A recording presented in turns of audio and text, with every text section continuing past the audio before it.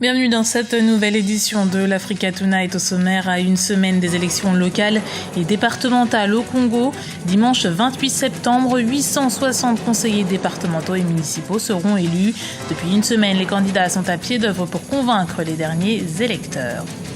La Guinée, bien que foyer de l'épidémie du virus Ebola depuis mars 2014, se prépare, elle, à l'élection présidentielle de 2015. Même si le président Alpha Condé ne s'est pas encore officiellement déclaré candidat, l'opposition pense déjà à délocaliser ses meetings. Et puis la candidature camerounaise a su séduire le comité exécutif de la Confédération africaine de football samedi à Addis Abeba.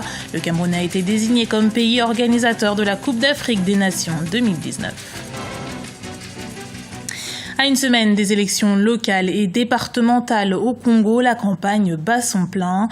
L'enjeu de ce scrutin, c'est le taux de participation. En 2008, les autorités avaient reconnu que l'abstention avait été importante. Et pour y remédier, plutôt que de grands meetings, les candidats privilégient le contact avec les électeurs. Reportage de notre correspondant au Congo, Prince Bafolo. Depuis le 12 septembre dernier, les candidats aux élections municipales et départementales sont en campagne électorale sur toute l'étendue de la République du Congo. Ici à Brazzaville, l'effervescence n'est pas au rendez-vous. Pas de méga-meeting, pas de sortie tapageuse pour l'heure, juste des rencontres avec les populations afin de présenter les listes des candidats et leurs ambitions. Ce vendredi, la tête de liste de Poto-Poto 3 était face à certains habitants de sa circonscription. Je suis très confiante parce que la population est avec nous, il y a beaucoup de ferveur, il y a beaucoup de volonté. Les jeunes sont mobilisés, les femmes sont mobilisées pour nous donner une victoire sûre le 28 septembre 2014. Au total, 860 conseillers départementaux et municipaux seront élus le 28 septembre prochain. Plus proche des réalités que vivent les populations, les conseillers municipaux et départementaux gèrent directement les collectivités locales. Ils élisent les maires centraux dans les grandes villes et sont surtout de grands électeurs pour les élections des sénateurs. Un enjeu capital pour les partis politiques. L'Union panafricaine pour la démocratie sociale, principal parti d'opposition, participe à cette élection, ce qui n'est pas le cas pour une franche partie de l'opposition. Les partis du collectif de l'opposition congolaise ne présenteront aucun candidat à la parodie des locales du 28 septembre. Il n'y aura d'élection auquel le collectif participera que si et seulement si il est organisé, comme nous le demandons depuis 2012, les États généraux de la nation. La campagne électorale des élections locales s'achève vendredi prochain. Les états-majors des partis ont 5 jours pour convaincre les populations. On parle aussi d'élections en Guinée. La propagation de l'épidémie Ebola n'a pas entravé la campagne pour le scrutin de 2015. À un an de l'échéance, pouvoir et opposition mobilisent leurs troupes. Certains n'hésitent pas à se lancer dans des meetings à l'étranger, en Amérique du Nord et en Europe. Anan Faro. À un an de la présidentielle guinéenne, les partis d'opposition se mobilisent pour empêcher la réélection d'Alpha Condé. Même si le président ne s'est pas encore officiellement déclaré candidat à sa succession, un nouveau bras de fer s'annonce entre le pouvoir de Conakry et l'opposition. Le parti Génération Citoyenne plaide pour des réformes au sein de la Constitution, mais avant cela, la lutte contre l'épidémie d'Ebola reste la priorité. Au-delà de ma casquette d'opposant, je suis d'abord un citoyen et je crois qu'aujourd'hui, ce que nous devons régler, le problème que nous avons réglé, le problème qui est à l'ordre du jour, c'est Ebola. Je crois que tant qu'on n'aura pas fini avec ce problème, il serait vraiment prématuré de parler d'élections, d'échéances. Et je pense que c'est le moment de l'appel à l'union sacrée et surtout un moratoire des élections, le temps que nous puissions vraiment endiguer ce fléau. La fièvre hémorragique a déjà fait 562 victimes en Guinée. Dans ce contexte difficile, l'opposition s'active pour le rendez-vous présidentiel de 2015. Le parti Génération Citoyenne avance son programme pour faire de la Guinée un acteur clé de la sous-région. Aujourd'hui, la Guinée dispose de ressources humaines assez conséquentes. Je crois qu'il suffirait de mettre une synergie entre ces deux ressources pour que le pays puisse décoller. Et je crois que la Guinée a la capacité d'être le grenier de la sous-région, d'être vraiment la locomotive dans tous les domaines, que ce soit dans l'électrification, dans l'agro-industrie, dans les infrastructures. Je crois que nous avons des atouts. Et il suffit maintenant de les mettre en pratique. Lors des élections législatives de septembre 2013, le Rassemblement du peuple de Guinée, le parti du président, l'avait emporté avec 53 sièges de députés sur 114. Un résultat qui a conforté le parti présidentiel. Le RPG ambitionne de faire réélire Alpha Condé dès le premier tour. En Tunisie, pas de candidature à la présidence pour le chef du gouvernement provisoire Mehdi Dioma. Le principal intéressé l'a confirmé mercredi dans un discours face à ses concitoyens. Une annonce qui va à l'encontre des intentions que lui prêtaient plusieurs médias locaux.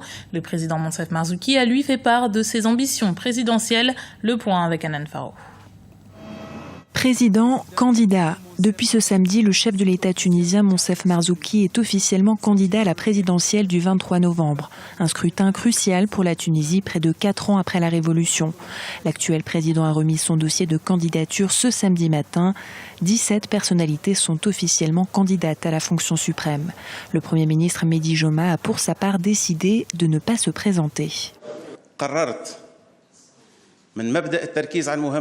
J'ai décidé de ne pas me présenter à l'élection présidentielle. Je resterai fidèle à mes engagements. Je resterai en tant que garant. Je me considère comme garant du succès de ces élections. Tous nos efforts seront concentrés sur ces élections.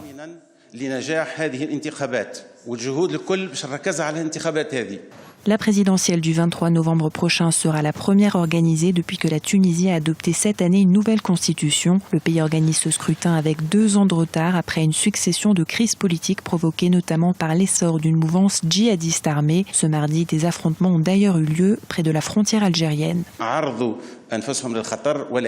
Les forces de sécurité ont fait face à des risques, mais comme d'habitude, elles ont réussi. Mardi, elles ont réussi à tuer 2 des plus dangereux terroristes. Le danger existe toujours, mais l'été qui vient de passer a été plutôt sûr. À l'approche de l'élection, Tunis a monté le niveau d'alerte sécuritaire d'un cran. Avant la présidentielle, les élections législatives doivent avoir lieu le 26 octobre. L'instance supérieure indépendante pour les élections doit annoncer d'ici 2 semaines la liste définitive des candidats aux 2 scrutins. Après plusieurs années d'exil, les forces de libération africaines de Mauritanie font leur retour au pays. Pour marquer ce changement, le mouvement politique qui lutte contre la discrimination des Noirs de Mauritanie a également changé de nom. Désormais baptisé les Forces progressistes pour le changement, le parti a annoncé au début du mois de septembre renoncer à la lutte armée sans perdre de vue son objectif, l'unité nationale. Plus de détails avec Graziella Chakonte. 3 mois après la réélection du président Mohamed Ould Abdelaziz, la question de la cohabitation entre les ethnies arabo-berbères et négro-africaines se pose toujours.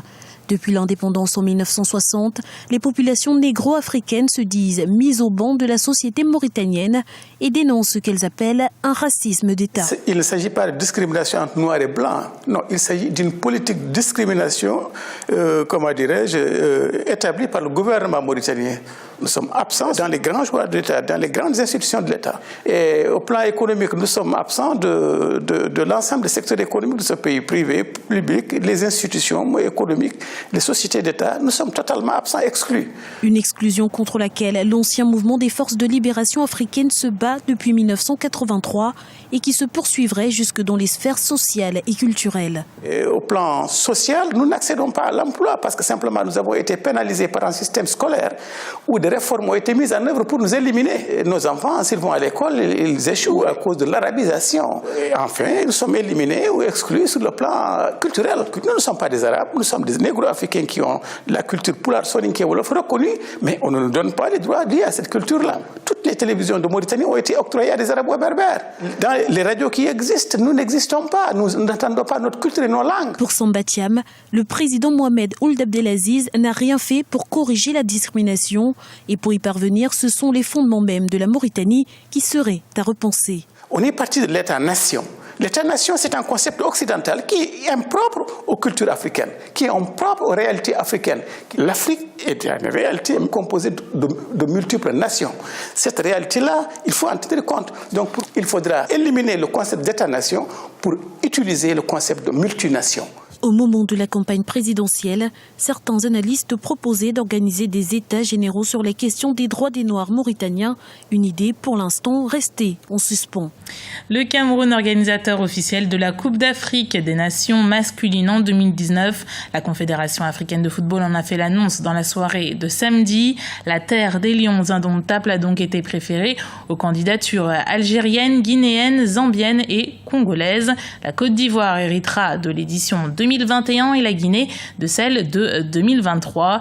Pour notre éditorialiste Joseph-Antoine Bell, cette sélection devrait être un élément déclencheur pour le football camerounais. Écoutez. Si c'est vrai que dans l'absolu et surtout généralement, on aurait pensé qu'un pays qui souhaite organiser une compétition, c'est parce qu'on a pris conscience de quelque chose et qu'on souhaite qu'il y ait un héritage de cette compétition, que ce soit un signe qu'on veut améliorer quelque chose ou qu'on veut s'arriver au niveau de cette compétition-là pour le football local par la suite. Bon, mais maintenant, l'expérience des autres ne l'a pas prouvé.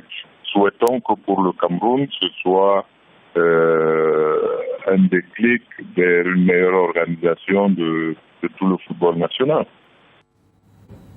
C'était le journal de la rédaction. Merci de l'avoir suivi. Retrouvez dans un instant une nouvelle édition de l'Africa Tonight sur Africa 24.